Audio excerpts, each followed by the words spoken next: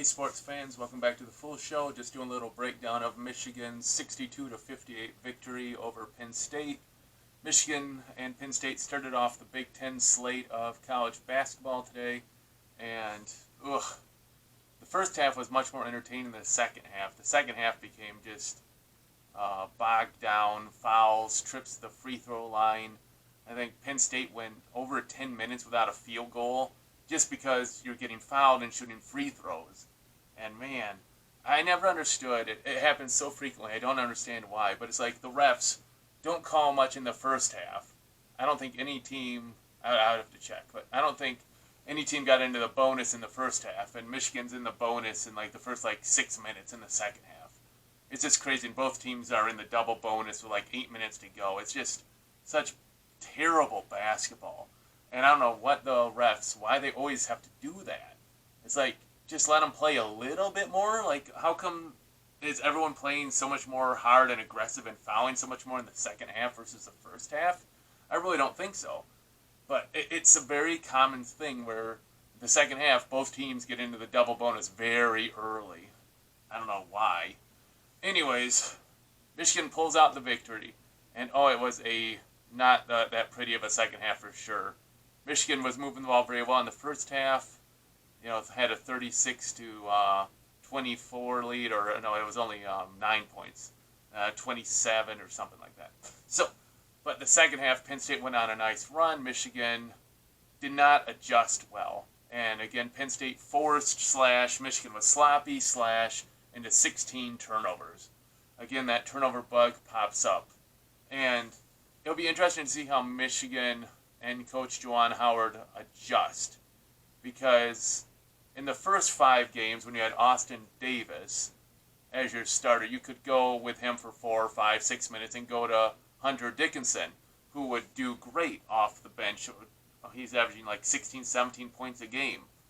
Now with Dickinson starting, your bench is really thin and really weak. In fact, even with Sean D. Brown coming in, he can almost be like the Detroit Pistons, Vinnie Johnson, microwave. Today, he had the defensive intensity. However, he had 0 points. 0. And our other freshman, his name eludes me, Williamson, I think he had 0 points. He had some good plays. He made a block. He had some rebounds. Don't get me wrong, but 0 points. And Brandon Johns, who was the main backup for Dickinson when he did come off the court, I should say, had 6 points, great, but 4 turnovers. So Michigan really lost that depth off their bench. They only played 3 people off the bench today. And, it was just, it was a rough second half. I guess maybe that's going to be the way it is in the Big Ten. Yeah, obviously that's a big step up versus MAC teams like Michigan had been playing. So we'll see how it goes, but it's a bit concerning, especially how thin the bench is without Davis there. So, you got to also point out that Isaiah Livers played a terrible game offensively. Sure, he finished with 10 points, but he was 8 for 8 from the free throw line. 1 of 7 on shots. 1 of 7.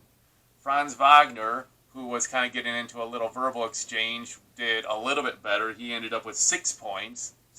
But he hit 2 shots. 2 of 5.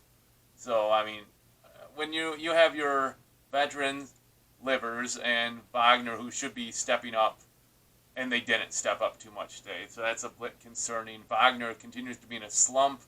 As the TV broadcast pointed out, when he makes a miss, he seems to foul it up with a kind of a dumb foul right after that. He hangs his head. His body language is negative. So he seems like someone that can really be rattled by a good trash talker. We'll see how that goes throughout the year.